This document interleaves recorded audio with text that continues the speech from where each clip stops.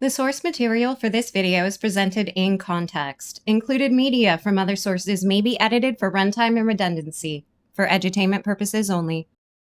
A problem I run into when I want to critique a Cruel World, Happy Mind video is that most of them are obscenely long and full of filler.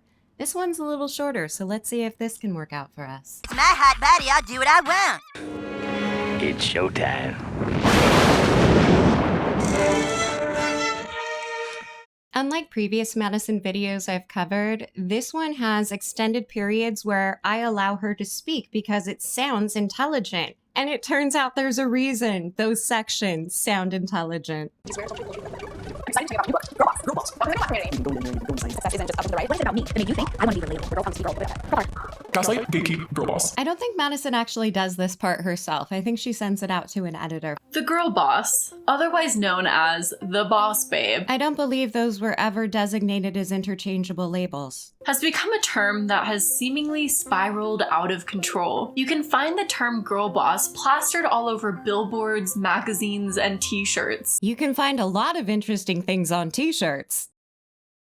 The term girl boss is proudly used by CEOs and MLM reps alike. But what does it mean? It represents female leadership in a cute, quirky way that younger millennials and Gen Z could like, but I'm sure you're going to give me a different reason. In this video, we're diving into the rise and fall of the girl boss. Madison, your pool of knowledge is so shallow that if we dive in, you're going to bash your head open. And how it may have influenced pop culture in a pretty negative way. That's not a thesis. A thesis would be that the term girl boss has influenced popular culture in a negative way, but you can't commit to anything. But first, before we get into that, if you like this type of content, don't forget to subscribe and give this video a thumbs up. And let's get into it.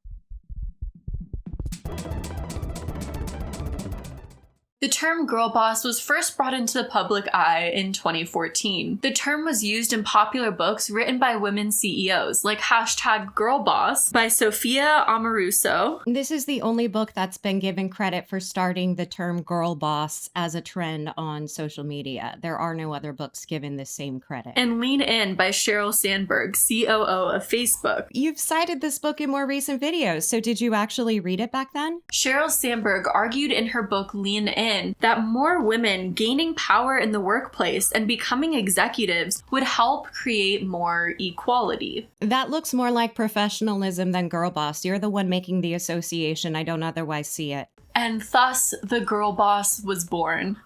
That clip and quote were from 2010, which is 4 years before 2014, when the term #girlboss was popularized. Sheryl Sandberg has nothing to do with it. After the success of #Girlboss, Amoruso went on to launch a Girlboss media company with networking conferences, branded merchandise, and a Netflix series. Good for her. That's a lot of girl bossing. Geez, that's a lot of stuff going on. I wonder what happened to her original company, Nasty Gal.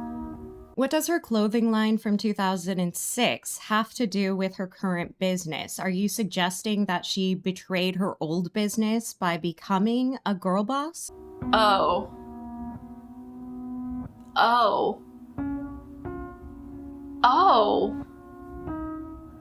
Oh. You're suggesting that 6 years after introducing the term girl boss, her business failed because she was too girl boss? The problem is women executives can be just as exploitative as male executives. That's not the problem. That's just a given. Surprise, surprise, equality. We all aren't that different after all. Says the Barbie imitating Mean Girl. We all are equally terrible. That's your opinion. You haven't given me any evidence for it. And the reality is, girl boss is just hustle culture repackaged and resold to women. So that's your thesis.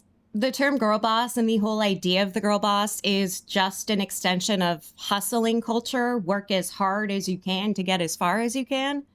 That's not actually much of a thesis. Hustle culture is yet another primarily millennial toxic ideology. Madison, I know you were homeschooled, so you probably don't know how dictionaries work. There are multiple definitions for many words, such as the word hustle. The definition that you've demonstrated for us here is not the one that you are actually using when you're talking about hustle culture. lesson over. That if you relentlessly work or grind and also relentlessly post on social media about your #hustle, #grind, that you are indeed the superior millennial. I mean, I guess you could ascribe it to the millennial generation because before millennials, the word hustler referred to something a little more sexual. I personally think there's many flavors of hustle culture. You're telling us about one of them. You're saying girl boss is hustle culture. From my favorite, and that which I have the most experience with, there's the startup hustle culture that features eccentric startup founders bragging about how much they work and encouraging their employees to work 12 plus hours a day. And just because you read about something doesn't mean it was an experience. You were never part of the phenomenon, you just learned about the phenomenon. God damn it, phenomenon. If you go into any WeWork, you'll see plenty of hustle culture memorabilia. There's also the frat bro or stock bro hustle culture that emphasizes obtaining material goods, is a little too inspired by Wolf of Wall Street. You are a child. I keep forgetting how young you are. Have you not heard of the yuppie phenomenon? God damn it, phenomenon. And random rise and grind Instagram accounts. And from personal experience, I've found most of these dudes post about hustling more than they actually hustle. Is this going to lead us back to girl bossing and you're going to say that girl bosses aren't really bosses, they're just fakes like male hustlers? And when I say male hustler like that, I think of it in the olden-timey way and not in the young, fresh millennial way, and it makes me laugh. In fact, I don't think they've had to actually hustle a day in their life, but maybe that's just me. A girl who can't successfully define the word hustle. Then there's the girl boss culture, which is like any other capitalist girl thing, all about materialism, surrounding yourself with books and podcasts, and buying from girl boss companies, and monetarily supporting all girl boss things. But more on that later. These are two completely different things. You just described the first group of male hustlers as wanting to be businessy bros and successful with money, and you describe the girl boss as people who are stupid and buy shit because capitalism makes it cute. And we've reached another definition of the term hustle that you are probably similarly unfamiliar with. Much of the narrative surrounding girl boss is to work hard and hustle and make something of yourself and build a career. Be the girl boss. Do the work. I know it's been a few years, but what narrative? I mean, I'm going to agree with you. I see girl boss as a marketing term that's been used by multiple companies to sell shit. I don't see it as an actual social status that can be obtained. But we've also seen over time examples of girl boss being used in a very toxic way, like within MLMs who use the term to justify reps pouring thousands and thousands into products and not making much of a profit. MLMs are the ultimate hustle culture. Yeah, you may be losing money, but you're a girl boss, right? You're making something of yourself. You're building a company. You're building something of value here. Be a girl boss. Empower yourself. For the first time in forever, Madison's making a point I agree with. Actually, it's the first time ever, but there is no song like that, so. Get mad at the Lopez's, not me. I didn't write it. The whole term girl boss is basically telling women that your value is based off of how successful of a career you can have. Madison, I have homework for you. I want you to watch 2 movies, American Psycho and Baby Boom. Be a girl boss, don't just be a girl. Also, the original girl boss narrative that was created, this idea that if more women were in power, there would be more equality. Stop trying to make Sheryl Sandberg happen. It's not gonna happen. She's not part of the girl boss phenomenon, no matter how much, how dare you make me say the word phenomenon? Which would lead to workers being treated better and more workers being treated with more equality. Are you meant to be reading this or paraphrasing it? Because your paraphrase is inaccurate. Like, completely. Whatever you're saying does not have any relationship to the words I'm seeing on screen. That whole narrative turned out to not be true at all. No worries then. You made up the narrative in the first place. Because believe it or not, I'm walking on air. I never thought I could feel so free. surprisingly, women are people, and just like anyone who is a human being, women can be influenced by power, by greed, and other privileges and incentives of— Really? You didn't notice that you said incentives instead of incentives? You left it in. Your editor didn't notice either. being in power and wanting to hold on to that power, which can lead anyone down a path of being exploitative. You haven't made any connection between girl boss, quote, culture, unquote, and hustle culture as you describe it. As you describe it, girl boss culture is just buying things that say girl boss on them.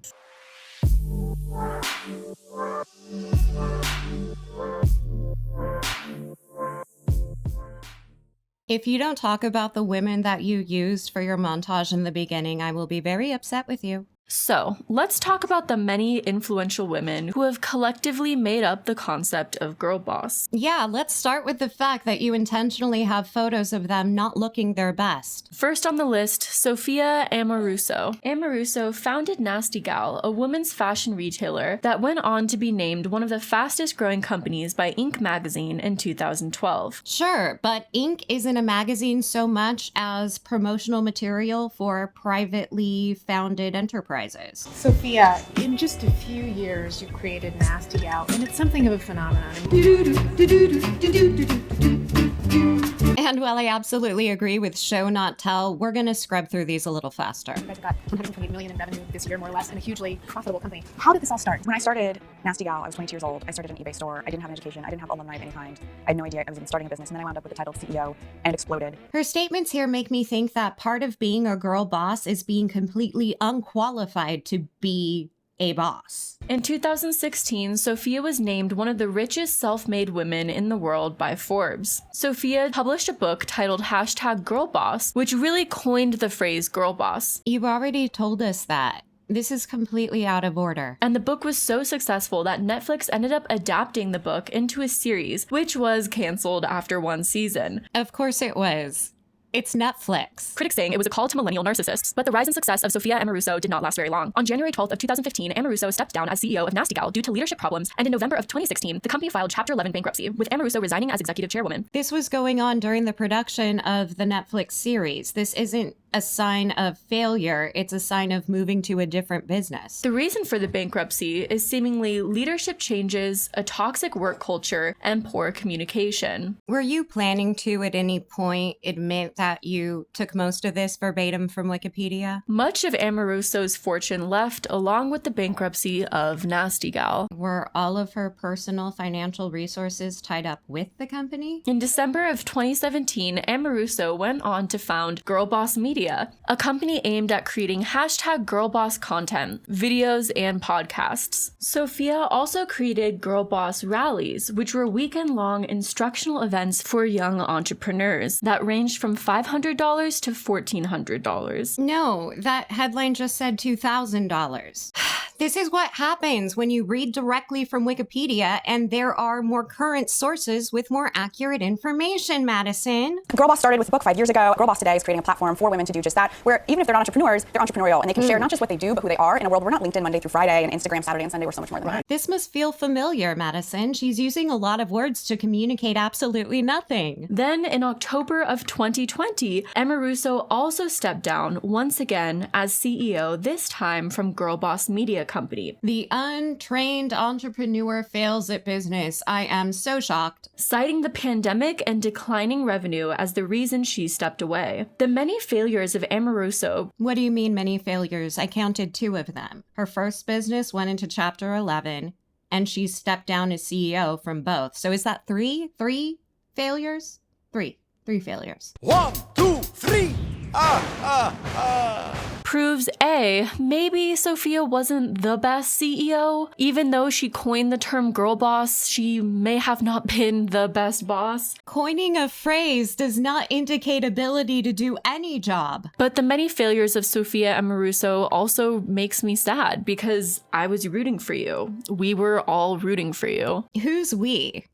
It's not you. Another prominent girl boss figure is Sheryl Sandberg, the COO of Facebook. Who has nothing to do with the #Girlboss phenomenon. She joined Facebook at a time that Facebook was trying to become profitable, and she was largely successful at her job and became well known and respected for her accomplishments at Facebook. This led to the release of her first book, Lean In: Women, Work, and the Will to Lead, published on March 11th of 2013. 2010 TED Talk, and then somebody helped her turn it into a book for 2013. The book concerns business leadership and development, issues with the lack of women in government and business leadership positions, and feminism. No shit, you already showed us a quote and I know the title.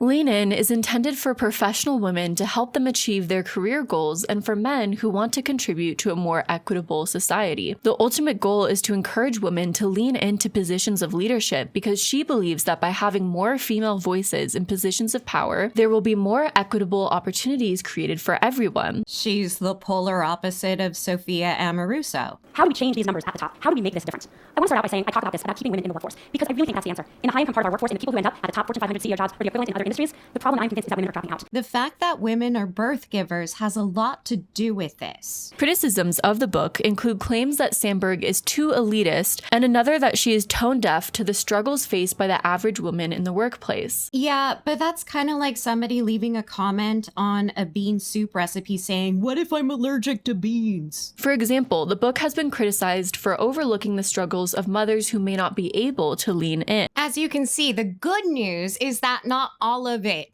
is directly from Wikipedia. Sandberg was also largely behind the movement to ban the word bossy. In March of 2014, Sandberg and Lean In sponsored the Ban Bossy campaign, a television and social media campaign designed to discourage the word bossy from general use due to its perceived harmful effect on young girls. So she has a couple things in common with Sophia Amoruso. They're both female and they both created hashtag ad campaigns. There was also a website providing school training material, leadership tips, and an online pledge form to which visitors can promise not to use the word. I don't remember this, but I also don't watch Lifetime Television Network. But Sandberg did get some criticism. The New York Times published a report in 2018 detailing Sandberg's role in handling Facebook's public relations after revelations of Russian interference. Russia interfered with Facebook?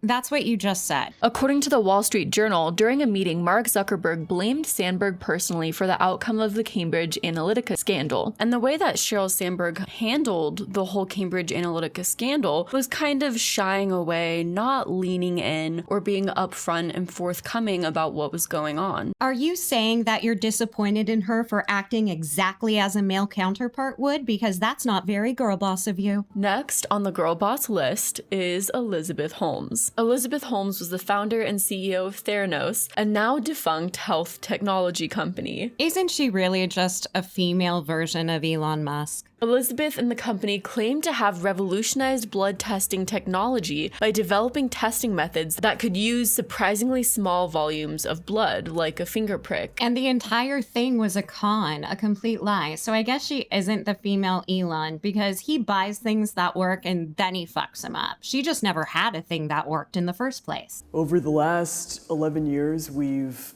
reinvented the traditional laboratory infrastructure. She's doing that thing where she's pretending to be autistic so she doesn't have to look people in the eye when she's lying to them. Yes, this is my natural voice. By 2015, Forbes had named Holmes as the youngest and wealthiest self-made female billionaire in America on the basis of a $9 billion valuation of her company. But soon after, the company was exposed for being a total fraud and lying about the technology they claimed to have, defrauding people and putting people in extreme danger by claiming to have accurate blood testing results when their technology was not accurate. Next girl boss, Leandra Medine. I knew that I wanted to build a brand that would both outlive me and carry a title that allowed people to feel like they were members of this like sort of indie sisterhood. Leandra Medine Cohen. It's not even an uncommon name. You don't know how to pronounce Cohen? Is an American author, blogger, and humor writer best known for Man Repeller, an independent fashion and lifestyle website. Yeah, I'm gonna need your exposition because I don't know this lady. The blog Man Repeller became widely successful, and Leandra was lifted up as a girl boss of sorts and a voice for the millennial girl boss. But is there evidence she's used the hashtag? But I also very much want it to be this sort of discussion board or community where girls come just to be girls and feel good about that. And that's it. That's valuable. Cue claps. I'm just kidding. Girl power. Why is it that women who embrace the girl boss persona have such shallow expectations of women? Medine even launched MR by Man Repeller, a line of loafers, flats, metallic booties, and heels. Just say shoes. And it seemed that Man Repeller really became an overall brand. Do you mean that it seemed to be a success? Because obviously it's a brand. That is, until Medine announced in June of 2020 that she would step back her involvement in Man Repeller after allegations emerged that she had failed former staffers of color. You're giving me the basic impression that everybody you label a girl boss, with the exception of Sheryl Sandberg, is absolute pants at doing their job as a girl boss. In September 2020, the site was rebranded to Repeller, and Medine is still listed as the founder on the contributor page. But on October 22nd, Cohen confirmed that Repeller would be shutting down due to financial constraints. My initial reaction criticized Madison for using the term financial constraints, but I see now that she's just copied it verbatim from Wikipedia. And the last girl boss that I'll talk about today is Danielle Bernstein. So you can pronounce some Jewish last names. Danielle Bernstein is an American fashion designer and the founder of the fashion blog and brand We Wear What. War.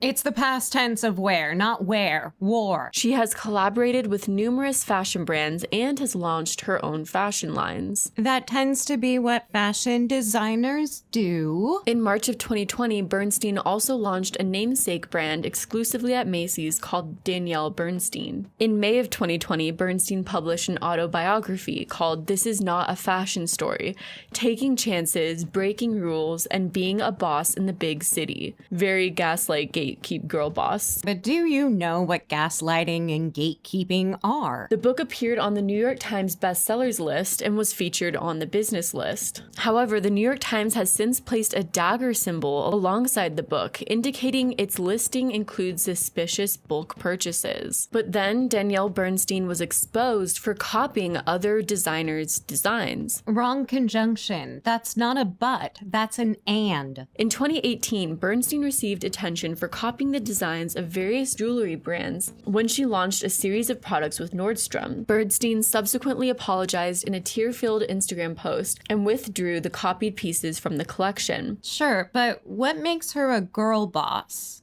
What's her qualification for being one? Failing? In 2020, Bernstein announced a design for a cloth face mask with a chain. Fashion watchdog group Diet Prada. All right, I'm done. This is direct plagiarism. I was suspicious before, but I've confirmed it. She's just reading a Wikipedia article.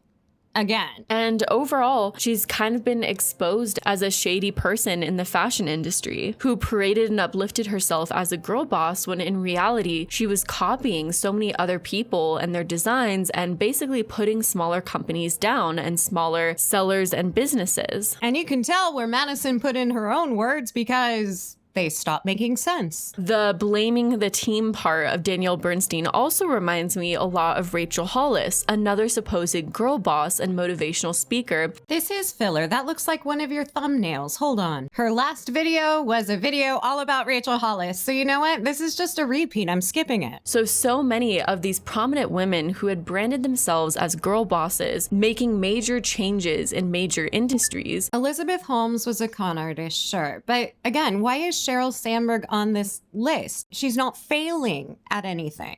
That's what you're trying to point out, right? That these are women who actually failed at being girl bosses. She's not a failure. Ended up falling right into the status quo, exploiting people, not creating safe and equal workplaces, and even going to the point of lying, stealing, and ripping people off. You think that's the status quo? Madison, what does status quo mean to you? But alas, the term girl boss picked up traction initially for this revolutionary idea that more women should be in power or hold executive positions in the workplace. No, you made that up yourself by bringing Sheryl Sandberg into this. Girlboss has nothing to do with empowering other women. Because, you know, men in the workplace are always referred to as boy bosses, so it just makes sense. You mean it's pinkwashing to sell shit by slapping Girlboss on it? Are we actually getting back to what I thought was your thesis? But very soon after this phrase began to gain traction, using the term girl boss became a strategic way to promote your business. Buy from my company because I'm a cool millennial and chic girl boss. So we're back to the whole girl boss is just marketing thesis? Really? Support a girl boss company because a girl boss company will probably treat workers better. Girl boss branding all of a sudden became synonymous with a more ethical company or a more empowered company. We've run into the wall of Madison's age again. You were a child, so you bought the marketing. Which is just interesting in itself. And a lot of companies strategically branded themselves as the Girl Boss clothing company, the Girl Boss media company, to tap into the millennial woman niche and grow their business off of that demographic. Yeah, you plagiarized that line too, didn't you? Are all of your videos plagiarized? Not only were you empowering girl bosses through buying from their company, but you felt more empowered as a customer too. Because if they could do it, why couldn't you? And it was that inspirational message that so many women resonated with and why so many people chose To buy from a girl boss company. You just keep saying girl boss company over and over again. Statistics show that millennials are far more interested in ethical businesses and buying ethically than their predecessors. We've seen companies rise up When you're living on your knees, you rise up. Tell your brother that he's gotta rise up. Tell your sister that she's gotta rise up. God damn it. that are way more focused on ethics or that are focused on supporting small businesses like Etsy rise to the forefront with the millennial purchase. Those were really bad examples. Millennials care much more than other generations about their dollar counting towards something meaningful that could possibly help society. But unfortunately, that has been exploited. That entire value has been exploited by companies who parade themselves as being ethical, who practice greenwashing, or even practice pseudoscience in pretending to be the more natural, healthier options in order to get the millennial dollar. Yes, that's the status quo. The girl boss rhetoric was used in a similar way to get purchasing power from millennials by convincing millennials that this girl boss company would somehow be a more ethical company. And yeah, that worked out. You're the only one making a connection to ethics and morality. The whole girl boss branding has nothing to do with ethics. You're superimposing that onto it because, I don't know, you think women are just naturally more ethical? The more you look into the girl boss phrase and who has historically used the term girl boss, Historically is a little hyperbolic, don't you think? You said this term was invented in 2014. We don't have enough history for this to be historical. it becomes glaringly obvious that girl boss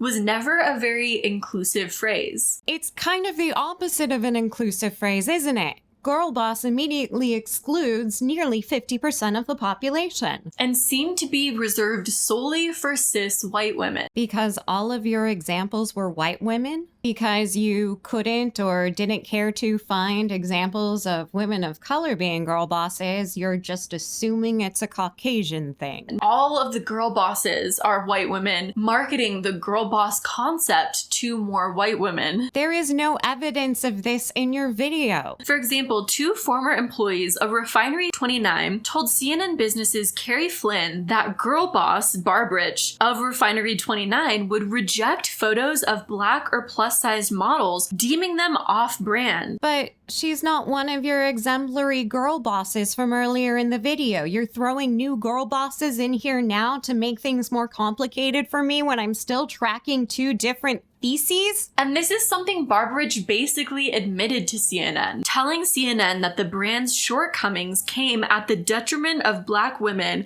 and women of color in particular. You don't know how marketing and publicity work at all. Okay, then fix it. Maybe, if you're already aware of this shortcoming. Sweet summer child, that was not an admission of guilt. That was a very carefully written statement that obligated them to make no changes whatsoever. Another girl boss founder of the company Man Repeller issued an Instagram apology on the lack of diversity in her company. Did you forget her name, or are you afraid that you're going to say Cohen again? So this whole inclusion girl boss empowerment thing Is a concept you've made up out of whole cloth. How's that working out? Again, it doesn't exist. It's something that you think in your own head that isn't reality. Another Girlboss CEO of Band.do was investigated by BuzzFeed to foster a racist, mean girls environment in the company. You just said that BuzzFeed's investigation made her racist. Your attitude is funny because what you said didn't make any sense. So wow, surprise, surprise, the inclusion of one woman at the top of a company does not mean the inclusion for all. And you're the only person saying that it does. The Wing, you guessed it, another Girlboss company, was exposed by the New York Times for their low pay, poor treatment, and racism at the company. This is like your last example. This entire section feels like you pulled it out of your ass because the video wasn't long enough. And your next segment is a minute completely lifted from another content creator's video. We're not looking at that. Even Reformation, a brand I used to love but could never afford, basically the cool girl clothing brand. Well, Madison, I wouldn't expect you to like any clothing line that wasn't for cool people. Was exposed by former employees for a racist culture that pushed out Black employees. What the heck does this have to do with the girl boss phenomena?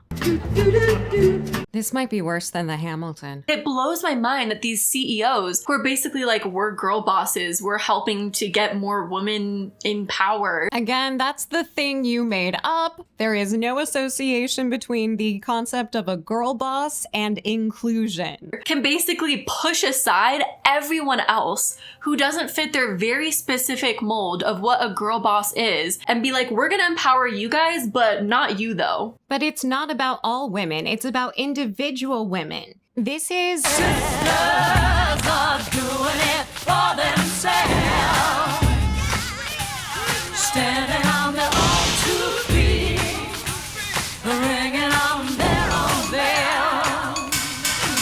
sisters are doing it for themselves, not each other. Not you. Don't open those eyes any wider. A bug might fly in. And it just goes to show that this entire concept of the girl boss is a fake facade. If it's a fake facade, does that mean it's real? Meant for people to parade around and hashtag in a performative way, but not for any real systemic change to be made besides a few women CEOs. I already explained to you, you're the only one who thinks that girl boss equals inclusion. These company practices got so bad that by mid-2020, 8 female founders had to step down from companies they were leading because of these issues. You're claiming 8, but you've just shown me 4. Literally, what the fuck? But as this corporate girl boss facade was beginning to show cracks, the phrase was simultaneously taking off, and soon after, more and more brands got a hold of it and realized the potential it yields. It's like she doesn't know she's just saying the same thing over and over again. And the term girl boss was even further commodified by influencers and Instagram brands that all wanted to sell you the idea of women empowerment. Further commodified doesn't make sense. All of this is simultaneous. Not the real thing, just the idea of it. It was like this trickle-down effect, like a pyramid of sorts. Madison, not everything is a pyramid scheme, okay? All MLMs are pyramid schemes, but not all schemes are pyramids. Does that help? So where at the top you had women CEOs who kind of coined the phrase girl boss and used it to sell books and build media companies. You keep lying about Sheryl Sandberg. Why? Why are you so insistent on lying about her to make her a girl boss of your type? Because you don't have any solid thesis otherwise? Because everybody you're talking about is some sort of con artist influencer? Without the inclusion of Sheryl Sandberg, you're just talking about a bunch of grifters. Then you had companies built by women parading the term girl boss as a way to brand themselves. No, you don't. Oh my God, your visual organizer doesn't work, girl. This doesn't work. Then after that, you had influencers using the term girl boss and Instagram brands. And then at the very bottom of this pyramid, you had pyramid schemes. Is she stupid or crazy? It's hard to tell. Wait, that's not being fair. It could be both. using the term girl boss. And that's when things really hit rock bottom, if you will. I won't. So in this section, Madison just repeats herself about MLMs and girl boss over and over again for an extended period of time.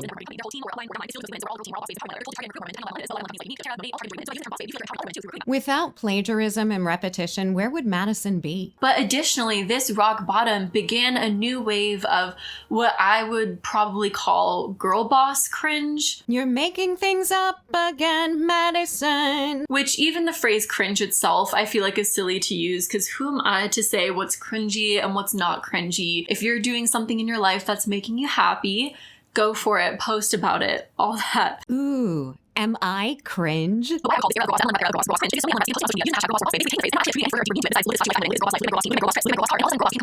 Were you able to identify how many times she said girl boss? Yeah, me neither. There's no way I was sitting through it. So here are some posts of what I would personally call girl boss cringe. Good news, everyone! It's 2 minutes of social media posts that we don't have to look at. It's social media posts that basically overly play into the girl boss persona. And the repercussion of this is that girl boss pretty soon after, although it was already on its way out, just lost all meaning. It never had meaning. It's strictly been a marketing phrase. Now the term girl boss is basically meaningless. The more you say it's meaningless, the more meaning I want to attribute to it. And an internet meme and a joke. Yeah, but can you explain that joke? Now people make fun of women who call themselves girl bosses, even if the movement started out from a positive intention. At this point, it's been so overly commodified and it's been made into this materialistic and performative hashtag. Do you think she's aware that she just said the same thing twice with different words? Or do you think she actually believes that those two sentences were separate ideas? So soon after the wave of girl boss cringe, the hashtag girl boss trend began to die down. No, you just made that all up. You're the one who decided there was a thing called girl boss cringe, and you're the one who decided that it contributed to the decline of the term girl boss as used on social media. This is all bullshit that you've made up. So what is the girl boss movement really? There is no movement. It doesn't exist. You made it up. The girl boss movement is woke capitalism. There was nothing more meaningful and deeper about the movement. There was no true focus on change. I don't understand how you don't understand. Are you so silly that you actually thought that girl boss meant something other than selling you shit? It was all kind of just performative feminism about taking an individualistic approach to achieving some sort of monetary success. Where did you get that sentence? Because you did not write it. And I also have to point out the term girl boss was used for CEOs. Oh, cutie, that's why it's a marketing term. It's not female empowerment. It's feminizing power. Isn't that a little demeaning? Are we not like a little sketched out by that? Same thing with Boss Babe. I don't think it's that much better. Which is why it's a t-shirt and not an ethos. How many men call themselves boss bros? In fact, I would love to see that actually, the hashtag boss bro. So the end of girl bosses is actually a pretty good thing. What you've proven to me is that there never was a beginning. There is no such thing as a girl boss, and any woman who was specifically calling herself a girl boss was a fraud. And let's hope in the future women can be bosses without having to put the label girl in front of it. What do you mean in the future? Girl boss is a hashtag. It's a trend. It's not the next generation. To boldly go where no one has gone before.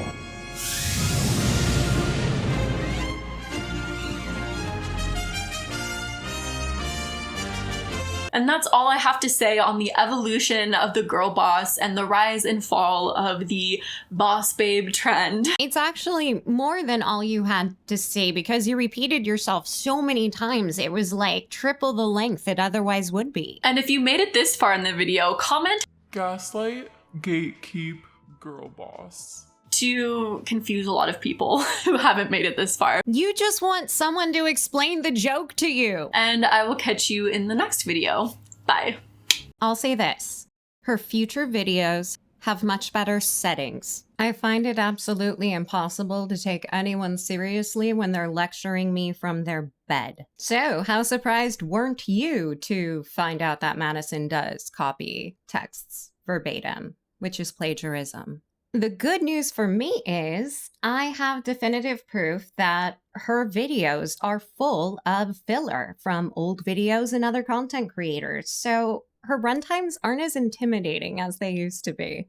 In the comments below, if you were a girl boss, what would you be girl boss of? Remember, it has to be a con or grift. And I'll see you guys next time. Bye-bye. Hurry back, hurry back, wait for